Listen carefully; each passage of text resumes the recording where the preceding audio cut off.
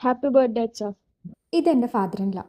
Marriage കഴിഞ്ഞ് പുതിയ വീട്ടിലേക്ക് വന്ന് കുറച്ച് മാസങ്ങൾക്കുള്ളിൽ തന്നെ ഞാൻ ഒട്ടും പ്രതീക്ഷിക്കാത്ത ചില സിറ്റുവേഷൻസിലൂടെ എനിക്ക് കടന്നു പോകേണ്ടി വന്നിട്ടുണ്ട്. അന്ന് കൂടെ ഉണ്ടാവുമെന്ന് പ്രതീക്ഷിച്ച ആൾക്കാരൊന്നും കൂടെ ഉണ്ടാവും. ആ ഒരു സിറ്റുവേഷനിൽ എൻ്റെ കൂടെ നിന്നിട്ടുള്ളത് ഫാദർ ഇൻ ലോ ആയിരുന്നു.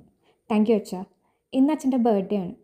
ആരെക്കാളും കൂടുതൽ അത് സെലിബ്രേറ്റ് ചെയ്യണമെന്ന് എനിക്കായിരുന്നു ആഗ്രഹം. സെലിബ്രേഷൻ ഒട്ടും ഇഷ്ടമല്ലാത്ത അച്ഛന് ബർത്ത്ഡേ വളരെ മിനിമലായിട്ടാണ് ഞാൻ പ്ലാൻ ചെയ്തത്. തലേദിവസം രാത്രി തന്നെ ഒരു ചെറിയ കേക്ക് സെറ്റാക്കി വെച്ചു.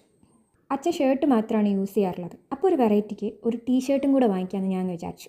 ഇത് വാങ്ങിക്കുമ്പോൾ തന്നെ അച്ഛൻ ഇതിടാൻ പോണില്ല എന്നുള്ളത് അപ്പം തന്നെ കമൻസ് വന്നെങ്കിലും എൻ്റെ ഓവർ കോൺഫിഡൻസ് ആയിരുന്നു ഇത് ഒരു തവണയെങ്കിലും ഇട്ട് കാണിക്കും എന്നുള്ളത്.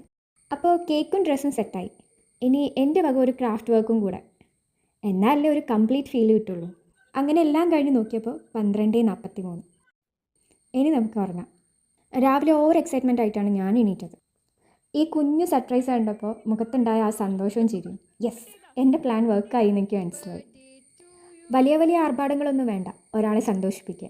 ഇതൊരു കോൺഫിഡൻസ് കൂടിയാണ്. അടുത്ത വർഷം ഇതിലും നന്നായിട്ട് സെലിബ്രേറ്റ് ചെയ്യുക. അച്ഛൻ്റെ ലൈഫിൽ ചിലപ്പോൾ ആദ്യമായിട്ടായിരിക്കും ഇതുപോലൊരു സെലിബ്രേഷനും ഇതുപോലെ ബർത്ത്ഡേക്ക് കേക്ക് കട്ട് ചെയ്യുന്നതൊക്കെ.